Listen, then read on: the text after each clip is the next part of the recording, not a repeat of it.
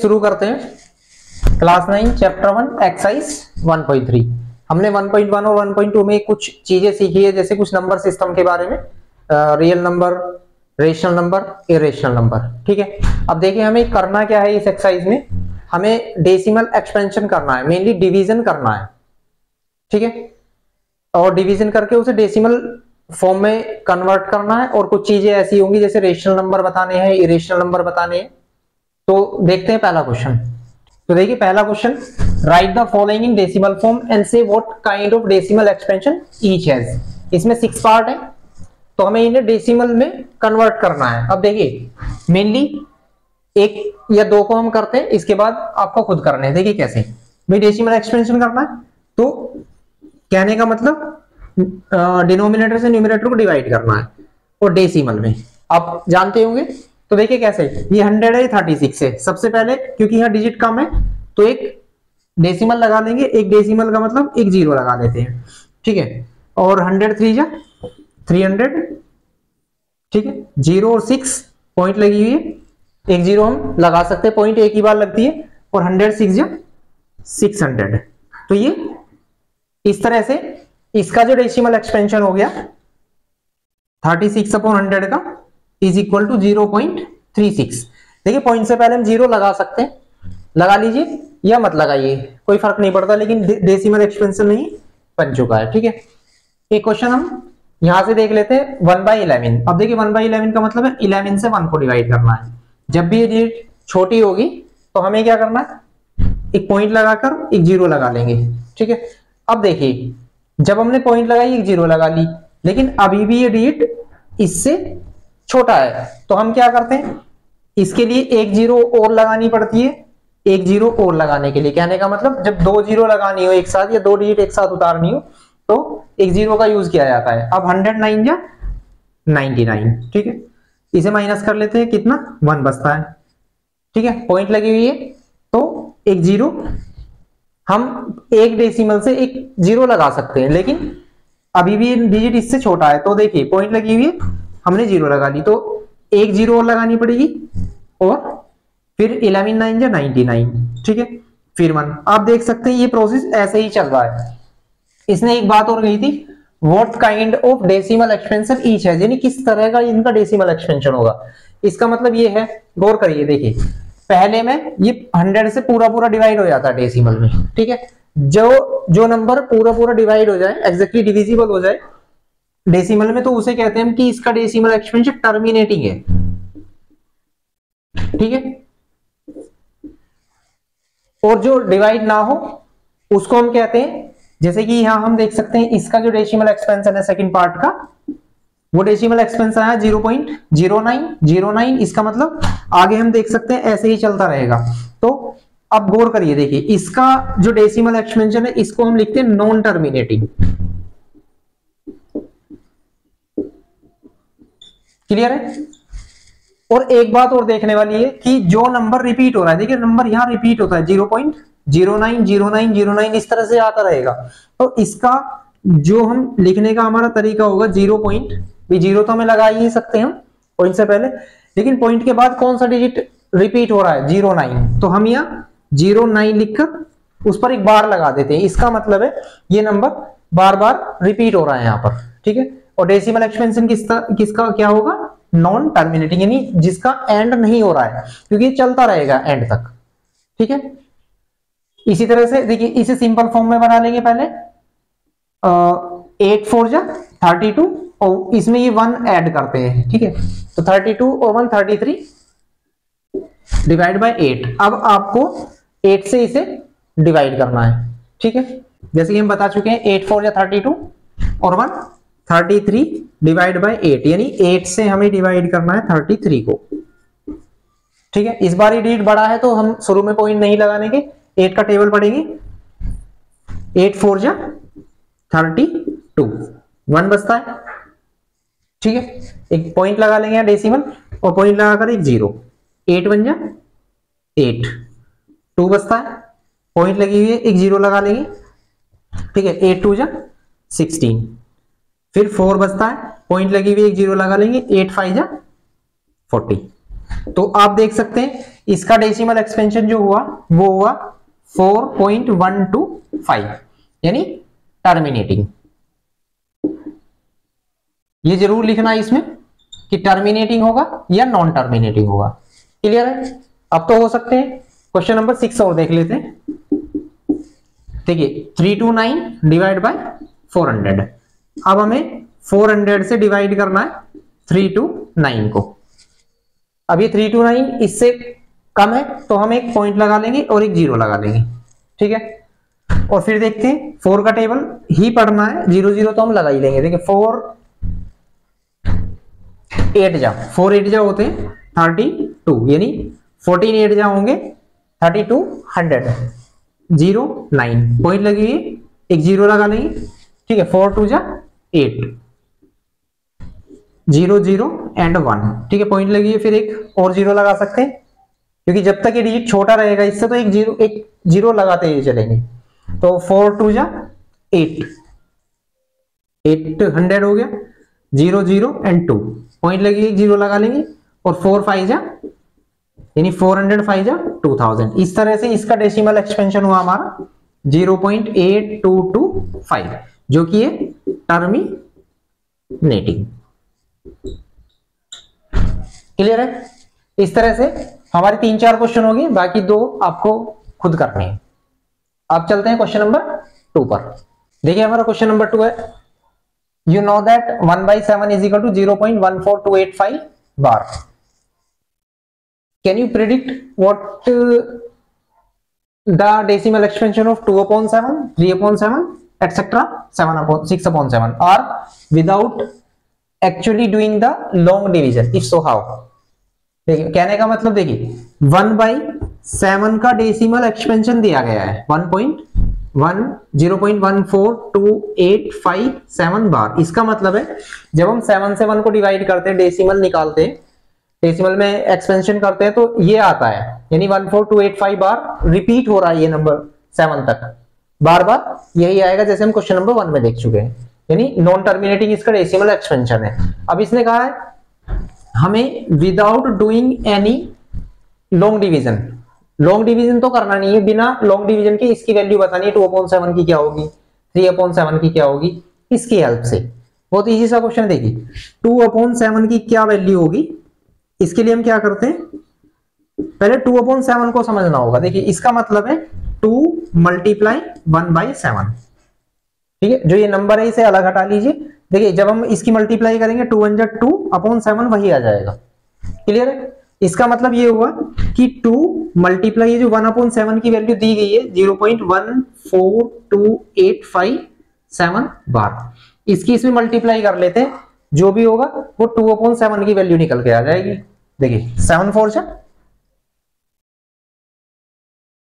14, 5 2 जा 10 और 1 11, 8 2 जा 16 और 1 7, ठीक है। और 2 2 जा 4, कोई कैरी नहीं था, और 14 2 जा 28, पॉइंट वहीं लग जाएगी अपनी जगह, और इस पर लगा देंगे बार, ठीक है। इसका मतलब ये होगा कि 2/7 की वैल्यू 0.0 शुरू में लिख सकते हैं, 0.284714, ठीक है, बार इसकी वैल्यू ये होगी। इसी तरह से अगर हम 3/7 की निकालना चाहें तो गौर करिए, 3/7 को 3 × 1/7, यानी 1/7 की जो वैल्यू होगी उसमें 3 की मल्टीप्लाई कर दीजिए।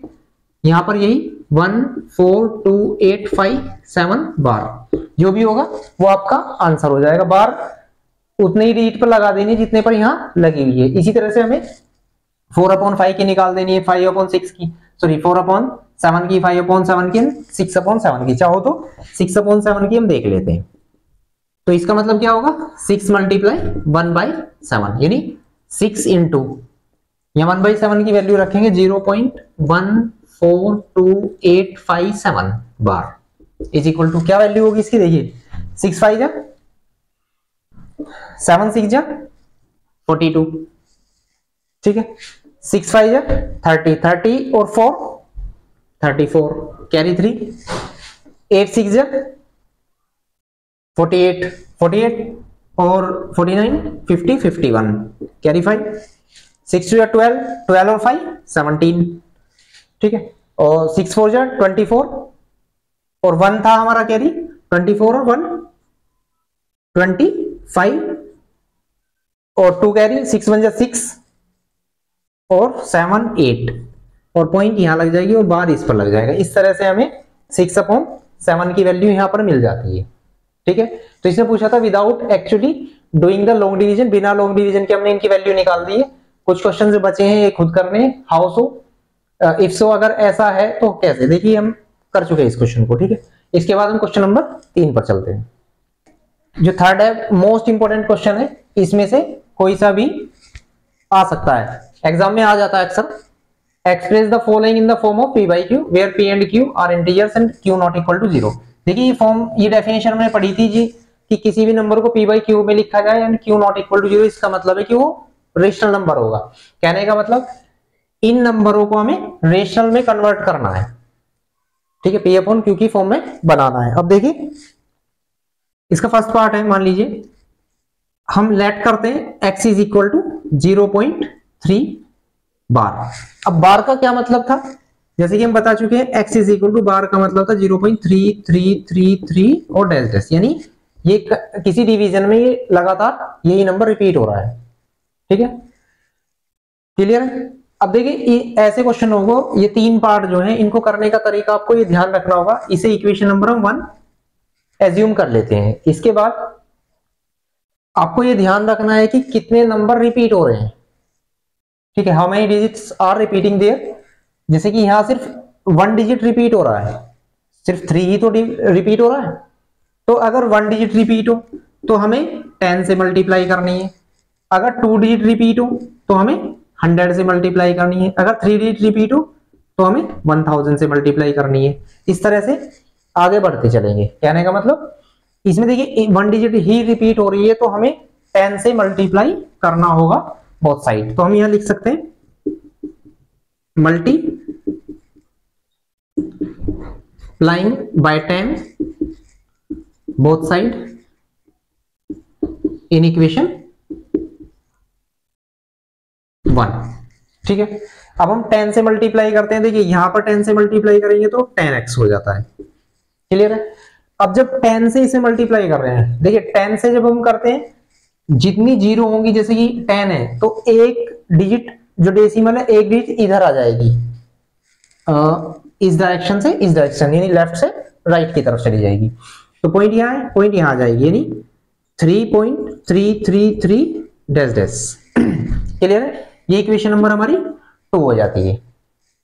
ठीक है, अब हमें क्या करना है, सबट्रैक्ट करना है इक्वेशन 2 में से इक्वेशन 1 को। कई तरीके हैं, हम क्या कर सकते हैं, इजीली इसे इसके नीचे लिखिए। ठीक है, इक्वेशन फर्स्ट को इसके नीचे, एक तरफ का पार्ट एक तरफ आएगा। अब देखिए जब इसको लिखना है तो पॉइंट के नीचे आपको पॉइंट लगानी है, इधर का नंबर इधर, बाकी इधर जो भी है, इक्वेशन नंबर 1। ये मैटर नहीं करता है कि कितने 3 है यहाँ। ठीक है, क्योंकि 3 तो चलते ही जा रहे हैं इनफिनिटली। तो अब हम सबट्रैक्ट करेंगे दोनों इक्वेशनों को, ये और ये माइनस, इस तरह से। तो यहाँ 10x है, यहाँ एक्चुअल में 1x है, तो 10x में से 1x माइनस हो गया तो 9x। ठीक है, अब देखिए इसमें क्या होता है, क्योंकि इधर सेम डिजिट चल रही है तो 3 - 3 0, 3 - 3 0, 0 0 0 पॉइंट, 3 - 0 इज 3, यहाँ तो 0 ही आती रहेंगी। क्लियर है। अब देखिए पॉइंट के बाद, डेसिमल के बाद सिर्फ अगर 0 0 हो तो उनका कोई मैटर नहीं है, इन सबको हटा देंगे। इसका मतलब यहां हम देख लेते हैं तो 9x इज इक्वल टू 3 हो जाता है, और x इज इक्वल टू, क्योंकि ये 9 मल्टीप्लाई में तो दूसरी तरफ डिवाइड में आएगा, 3/9 दैट इज 1/3, 3 1 3, 3 3 9। यानी इसका मतलब ये हुआ कि इसका जो p/q 0.3 बार का मतलब है 1/3, यानी जब हम इसको डेसिमल में एक्सपेंड करेंगे तो हमारा आंसर 0.3 बार आएगा, यानी 0.333 आएगा। एक्चुअल वैल्यू इसका मतलब 1/3 है। क्लियर है। सेम इस ये होगा। ठीक है, इसमें देखिए 7 रिपीट हो रहा है। क्लियर है। अब जब 7 रिपीट हो रहा है, 7 7 7 7, तो चलो देखते हैं इस क्वेश्चन को भी। ठीक है, देखिए सेकंड पार्ट है हमारा इसका। Suppose x is equal to 0.4 bar का मतलब है 7 7 7 क्योंकि यहाँ सिर्फ एक नंबर पर ही एक डिजिट पर ही बार है, तो 7 पर वही रिपीट हो रहा है। इक्वेशन नंबर 1, जैसे कि हमने पिछले क्वेश्चन में बताया था कि फर्स्ट पार्ट में किस चीज से मल्टीप्लाई करनी है, 10 से, क्योंकि जितने डिजिट रिपीट हो रहे हैं उतने ही 10, 100 वगैरह से मल्टीप्लाई करनी है। तो हम यहाँ इस multiply both side by 10, both side by 10।